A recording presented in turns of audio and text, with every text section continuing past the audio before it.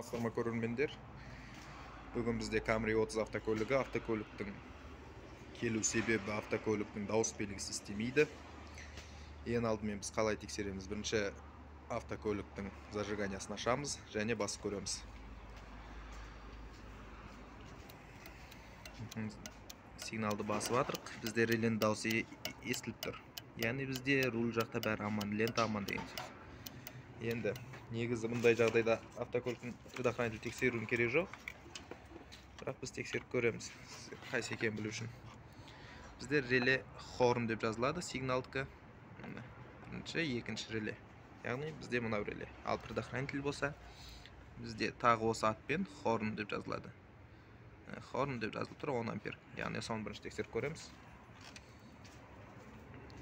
Бізде предохранитель аман.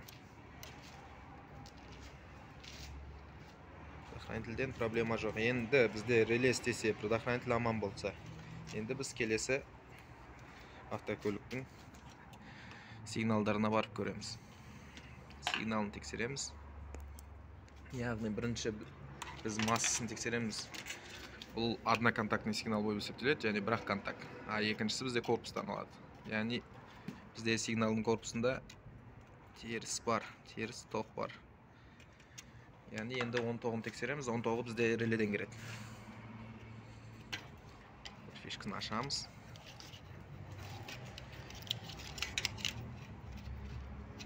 Осы жақта контрольканы енді біз бағана теріс тоғын тексеру үшін 10 тоққа қойдық бір жағын. Енді біз контрольканы бір жағын минусқа береміз. Екінші жағын релеге келетін сигналды көреміз. Бізде басқан жағдайда кеп тұр. Тоқ кеп тұр. Яғни қазір басып тұр, кеп тұр. Бізде проблема сигналдың өзі болып шықты. Осы ретпен автокөліктің сигналын тексеруге болады. Назар салғандарыңызға рахмет.